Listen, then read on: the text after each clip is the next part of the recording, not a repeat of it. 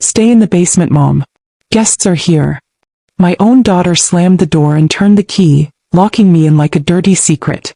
She and her husband thought I was just a frail old woman, a burden to be hidden away in the house I owned while they played Lord and Lady of the Manor upstairs. They thought my usefulness was over. They didn't know I had a smartphone, a secret, and a very good lawyer. They forgot who signed the deed.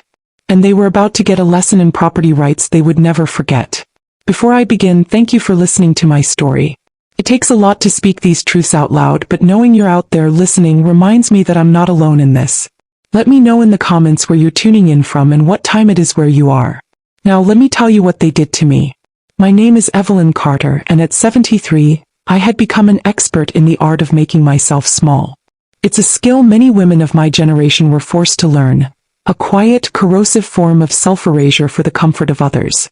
I lived with my daughter Lana and her status-hungry husband Andre, in the sprawling Atlanta mini-mansion that I still legally, though not emotionally, owned.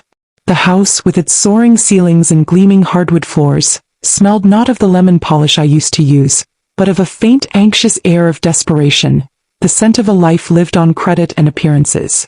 I had raised my daughter with a fierce, abiding love, had poured my life savings, the money from my 35 years as a history teacher, into her education, her future. After my dear husband Frank passed away, I had done what so many lonely mothers do. I had tried to make my children's world my own. I had helped them with the down payment on this very house, a sum so significant it had represented 80% of the initial cost, a fact they now seem to have conveniently forgotten. At the time, for tax purposes and to protect the asset, our lawyer had advised that the deed remain solely in my name. A temporary measure, they had called it. But life and gratitude had a way of being even more temporary. Tonight, the house was alive with the sound of a life I was not invited to. Lana and Andre were hosting one of their flashy dinner parties, a biannual performance for his corporate clients and her social climbing friends. The air upstairs was filled with the clinking of glasses, the smooth melody of a jazz quartet they'd hired, and the loud, self-important laughter of people who valued networking over kinship. My world, however, was the basement. "Mama," Lana had said to me earlier that evening, her voice a low, urgent hiss, her eyes darting nervously towards the front door where the first guests were arriving. "Andre and I need tonight to go perfectly. You know how important this is for his promotion. We can't have you wandering around. It would be distracting." Distracting. I had repeated, my voice a quiet whisper. "You know what I mean," she'd snapped, her patience already worn thin. "Just stay downstairs tonight. I'll bring you a plate. It's for the best." And so, my dinner that evening was a TV tray set up next to the rumbling water heater in the damp, musty basement. My seat was a rickety folding chair. My meal, a plate of picked-over appetizers and a lukewarm glass of water, had been delivered by a catering assistant with pitying eyes. Overhead, I could hear the muffled thud of the music, the bursts of laughter, the sounds of a vibrant life from which I had been completely, utterly banished. I sat there, a queen in a kingdom of dust bunnies and forgotten Christmas decorations, the single bare light bulb flickering above me like a dying star. I could hear the floorboards creaking above my head as they danced, as they mingled, as they performed their roles as the gracious, successful hosts of a home that was not, in any legal sense, theirs. The humiliation was a physical thing, a cold, heavy weight in my chest. I was not their mother, I was their secret, their shame, a problem to be hidden away in the dark. I took out my old smartphone, a device they thought I only used to play solitaire and check the weather. My fingers, stiff with a new, cold resolve, moved across the screen. I opened the real estate app my friend Harriet had shown me how to use. I typed in my own address. The screen lit up with an estimated value, a number so large it made my breath catch in my throat. $680,000. My house. My asset. The one they were living in, partying in, while I ate cold cocktail wieners on a TV tray in the dark. I stared at the number, at the pictures of my own home displayed on the small screen. And in the dim, flickering light of the basement, a thought, a dangerous, beautiful, and incredibly liberating thought, began to spark behind my eyes. They thought they had locked me in. They had no idea they had just handed me the key. The morning after the party, the house was a wreck of stale champagne and wilted ambitions. I had waited until I heard their bedroom door close in the small hours of the morning before I had crept upstairs, my old bones aching, to my own small room. When I came down for a glass of water the next morning, Lana was already in the kitchen, her face a mask of annoyance as she surveyed the dozens of dirty glasses littering her granite countertops. She didn't greet me. She just turned, her eyes narrowed. "Did you have to be so loud last night, Mother?" she snapped. "I could hear you creaking up the stairs all the way from my bedroom. You could have woken the entire neighborhood." I stared at her, my hand frozen on the refrigerator door. I had been banished to the basement, treated like a prisoner, and now I was being scolded for the crime of walking too loudly in my own home. The injustice of it was a fresh, hot spike of anger in my chest. "I just needed some water, Lana," I said, my voice quiet but firm. "Well, next time try to be more considerate," she replied, turning her back on me, already dismissing me, my needs, my very presence. My resolve, which had sparked to life in that damp basement, now began to burn with a steady, righteous flame. That afternoon I went to my study. In the back of my late husband's old filing cabinet, in a dusty folder marked Household Deeds and Titles, I found it. The original deed to the house, crisp and official, with my name, Evelyn Carter, listed as the sole legal owner. And tucked inside it, the legal document Frank and I had signed after he'd been diagnosed with his illness. I had put 80% of the down payment on this house from my own inheritance, and this beautiful, binding agreement affirmed my sole ownership, a measure we had taken to protect the asset for my future. Lana and Andre had likely assumed it was just an old, irrelevant piece of paper. They had no idea it was my declaration of independence. My quiet investigation continued. A few days later, a credit card bill arrived in the mail addressed to me. I hadn't used my credit card in months. I opened it with a sense of dread. It was a bill for over $3,000. The primary charge? Exquisite catering services, for the night of their party. Lana, I realized with a sickening lurch, had used my credit card, likely one she'd found in my old purse, to pay for her entire lavish affair. The audacity of it, the sheer, breathtaking fraud, was another log on the fire of my fury. They were not just disrespecting me, they were actively, criminally using me. The final, unforgivable straw came the following weekend. They were hosting another, smaller get-together, a casual brunch for some of Andre's work colleagues. As the guests were about to arrive, Andre approached me, his face a mixture of embarrassment and a firm, practiced resolve. "Mom," he began, "we need to talk about the basement." "There is nothing to talk about, Andre," I said coldly. "I will be staying in my room." "I know," he said, shifting his weight awkwardly. "But Lana, she's worried about you wandering out.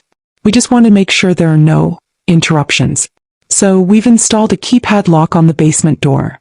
He wouldn't meet my eyes. "It's just temporary. Just until the party season is over. For everyone's peace of mind." A keypad lock. They were going to physically lock me in. The pretense of my banishment being for my own comfort was gone, replaced by the stark, ugly reality of a prison cell. I looked at him, at my son-in-law, this weak, status-hungry man who was so terrified of his wife, so desperate to impress his friends, that he was willing to lock his own mother-in-law in a basement. I didn't say a word. I just turned and walked away. That night my phone buzzed. It was a text from my oldest and dearest friend, Harriet, a woman I had taught with for 30 years before she embarked on a successful second career as a real estate broker. We still called each other sister from our church auxiliary days.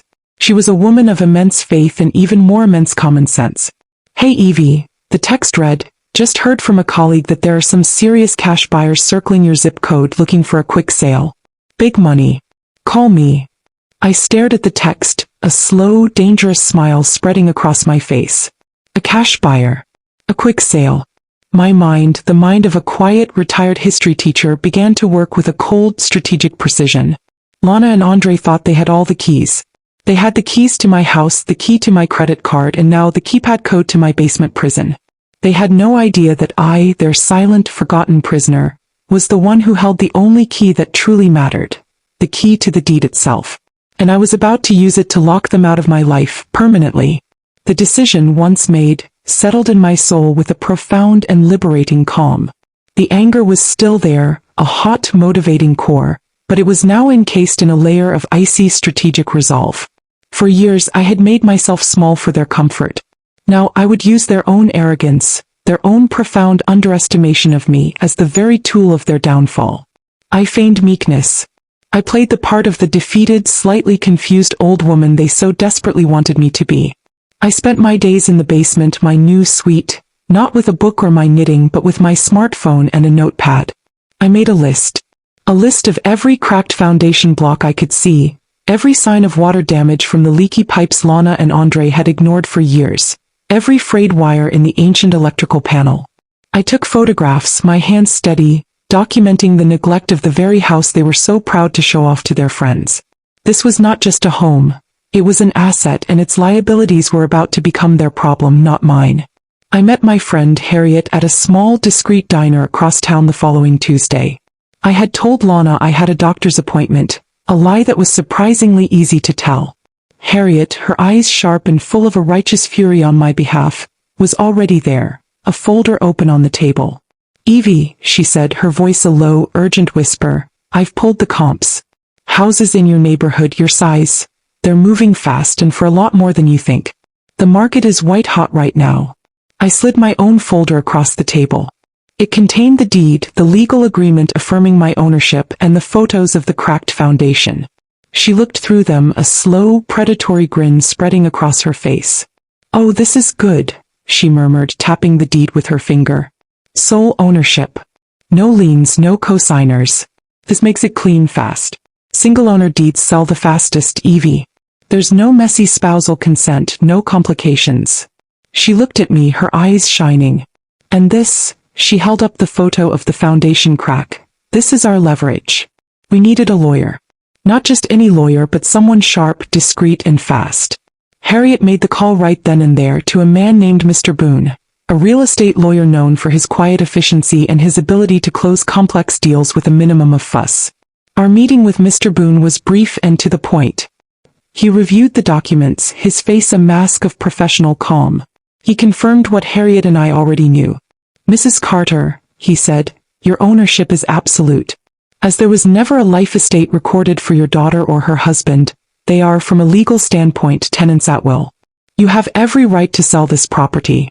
An eviction, should they refuse to vacate after the sale, would be legally straightforward." The plan was set. Harriet would arrange for a discreet appraisal of the house, done by a trusted colleague of hers while Lana and Andre were at work. Mr. Boone would prepare the necessary legal paperwork for a private, off-market sale.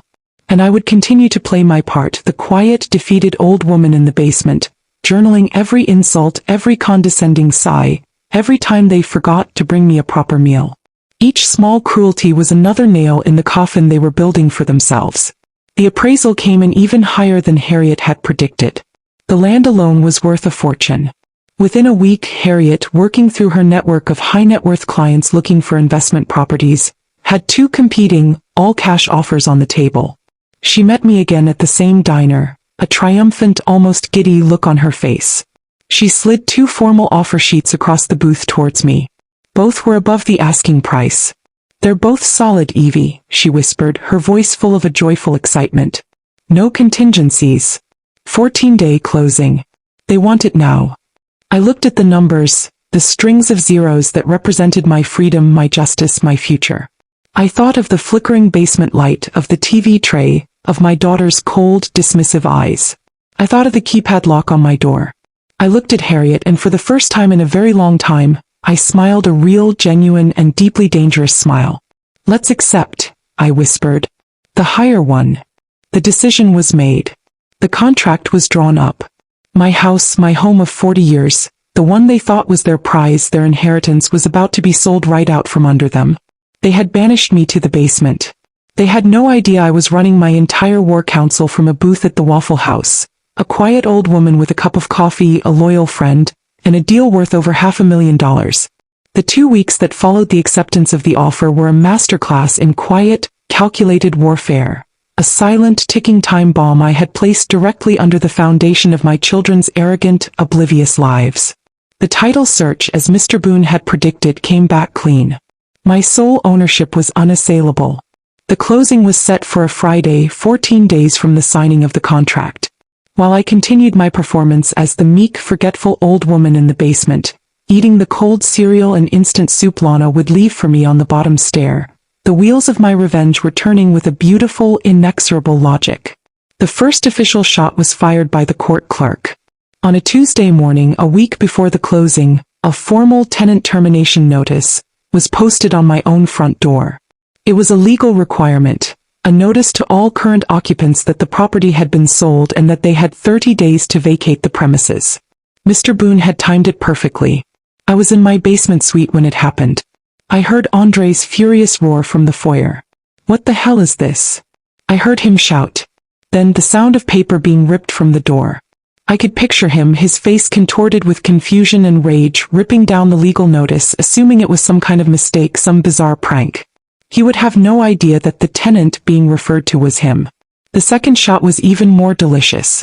As part of our strategy, Harriet, my real estate agent friend, had taken the liberty of using the email list from Lana's last extravagant dinner party. A list Lana had so proudly displayed on her party planning spreadsheet. Anonymously, of course, she had sent out a blast email to all their important friends and colleagues.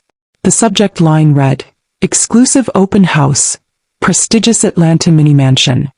The body of the email contained the public listing photos of my house, the staggering sale price, and an invitation to an open house scheduled for the upcoming Saturday.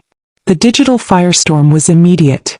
The very guests they had sought to impress by hiding me in the basement were now being informed, in a beautifully impersonal email, that the house they had so recently admired was being sold right out from under its supposed owners. The gossip, I knew, would be ferocious. All the while I remained silent. I kept my cover, eating my cold cereal, my heart pounding with a thrilling, vindictive joy. My feigned weakness was my greatest strength. They were so convinced of my helplessness that they never once suspected me as the architect of their impending doom. The final confrontation came on the Thursday before the closing. Lana, her face a mask of pale, panicked fury, finally burst into my basement suite without knocking. She was waving the tattered remains of the termination notice in her hand. "What did you do?" she shrieked, her usual cool composure completely shattered. "We got this notice. And all our friends are calling, asking about an open house. They're saying the house is sold. What did you do?" I looked up from my book, my expression one of mild, grandmotherly surprise. I slowly, deliberately, took off my reading glasses and placed them on the end table.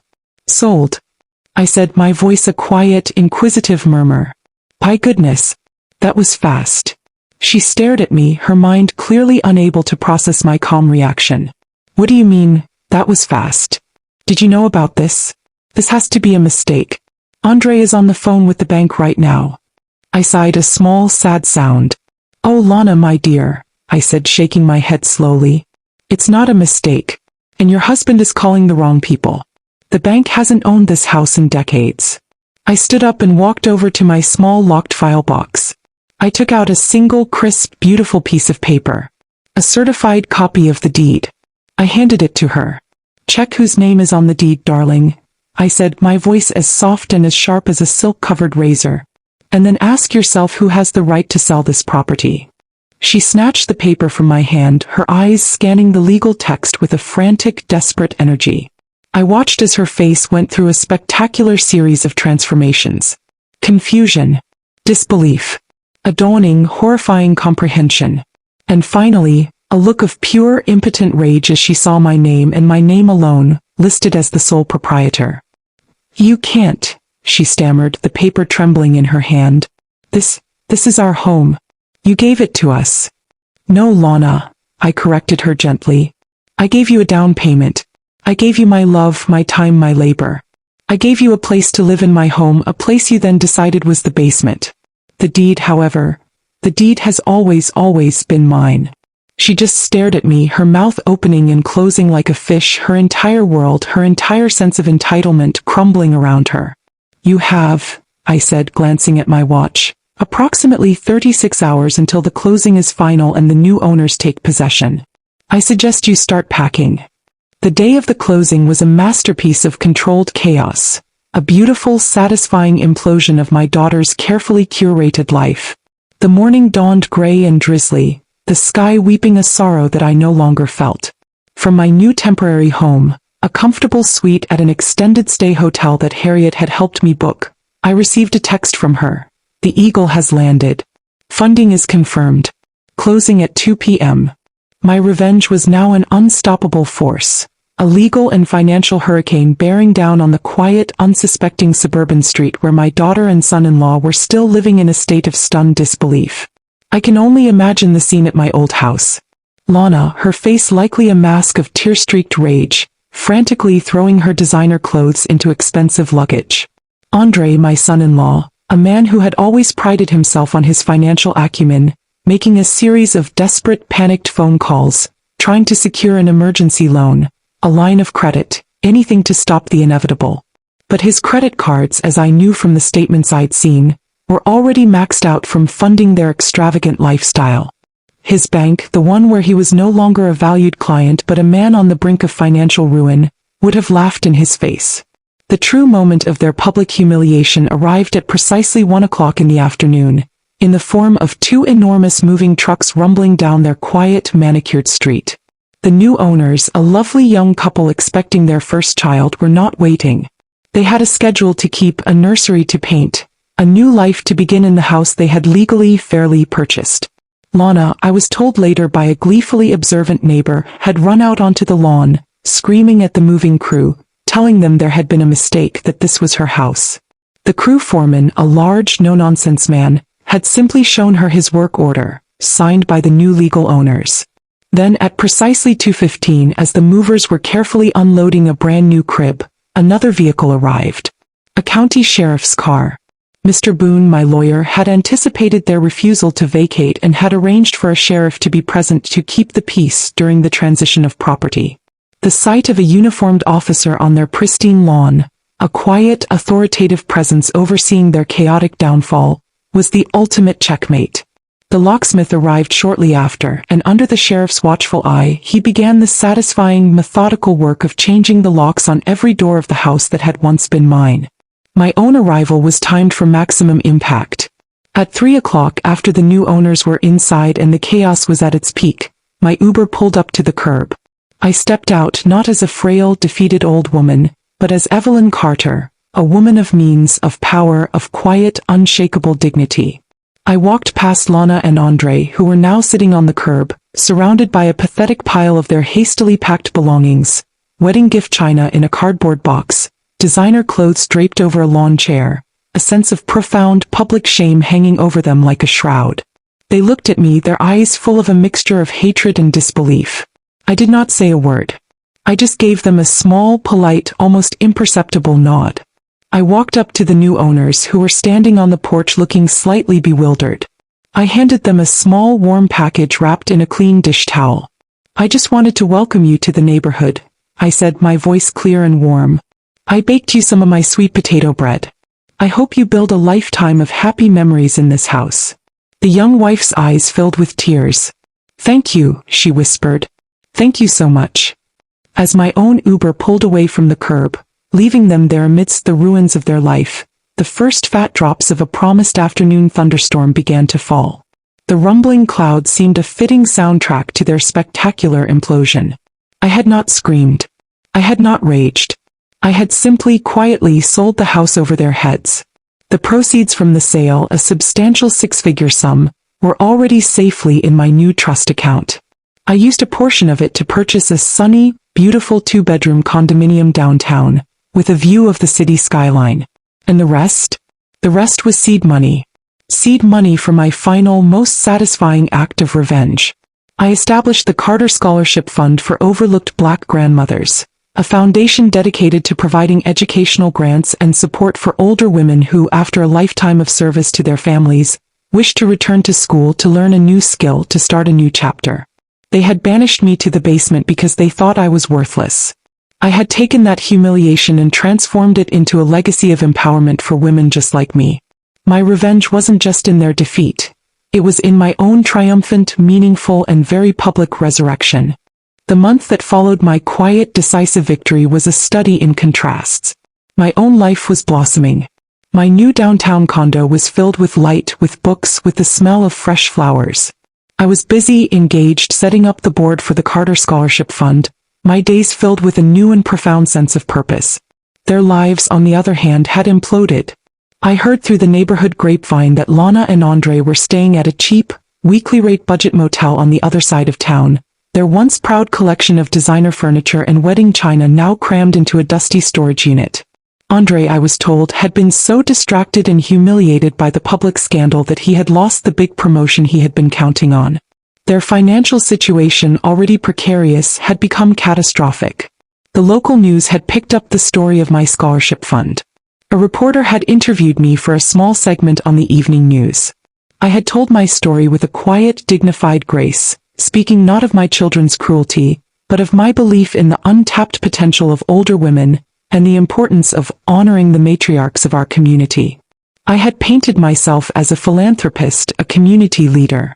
The story, entitled "Grandma Flips Humiliation into Housing Justice," had been a local sensation, making me a minor celebrity in the city's charitable circles, and by extension making my children's actions seem even more monstrous.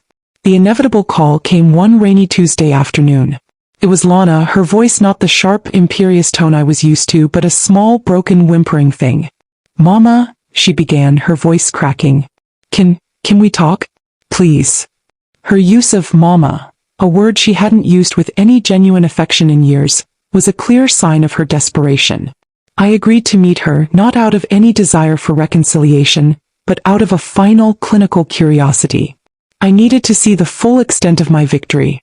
We did not meet at my new condo. I would not allow her to taint my new sanctuary with her toxic presence.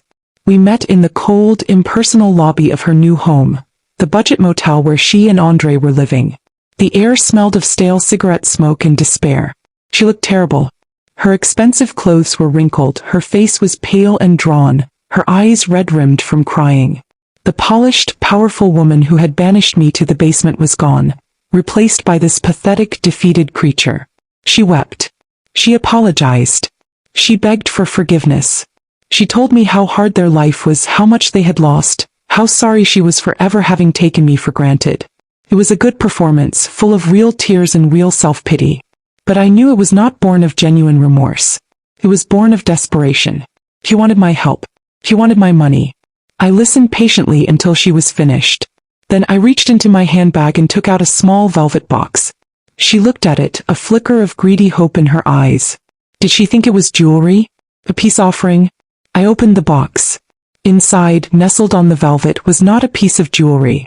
It was the small gray keypad from my old basement door, the one they had installed to lock me in. She stared at it, her face turning ashen. I placed the box in her hands. "Never," I said, my voice quiet, but as hard and as final as a tombstone, "lock away the person who raised you. Never assume that a quiet woman is a weak one. And never, ever underestimate a mother's ability to protect her own dignity." I stood to leave. "I wish you well, Lana," I said, my voice holding no warmth, no anger, only a profound, final distance. "I hope you learn from this." As I walked out of that dreary motel lobby and back into the clean, fresh air, I knew my work was done. My revenge was complete. It was not just in their financial ruin, not just in their social shame. It was in this final, quiet lesson. I kept the key to my old house, the one they had never bothered to take from me. Not as a memento of a life that was over, but as a reminder. A reminder that I held the keys to my own life, my own future, my own peace. Because dignity isn't something you board up in the dark. It is a door you must be willing to unlock for yourself. And I had.